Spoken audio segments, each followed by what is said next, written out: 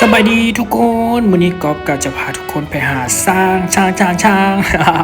หาของฮู้คือกันเนาะว่าอยู่นครหลวงเวียงจันทน์ของเรามีช้างพร้อมบอกไว้เลยว่าช้าง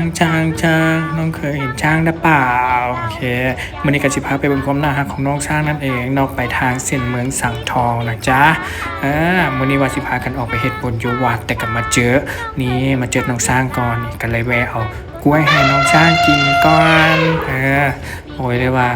คนน่าจะแพงน้องๆแน่นอนเนาะเพิ่นจะยืนอยู่แถวแคมป์ทางนี้เลยขี่รถไกลมาแล้วก็จะเห็นเลยผู้ใดที่ว่าได้ไกลไปทางเส้นสังทองเนาะก็แวะลิ้นนำน้องๆในเด้อเพิ่นให้ขี่พร้อมได้ทุกคนเนาะนอกจากป้อนอาหารจะเป็นกล้วยจะเป็นอ้อยจังซี่ยังให้ขี่หลังพร้อมเนาะแต่ว่าก็ติดภารกิจก็เลยว่าบ่ได้ขึ้นขี่พบน้องๆเนาะแล้วก็ถ่ายคลิปมาได้น้อยเดียวมาแวะน้องซื่อๆเนาะมาแวะให้อาหารผู้ใดที่ว่าอยากแวะก็แวะได้เด้อเดี๋ยวมื้อหน้าจะไปหาน้องๆใหม่แล้วให้เบิ่งใหม่เด้อก๊อปปี้ก๊อปชาแนล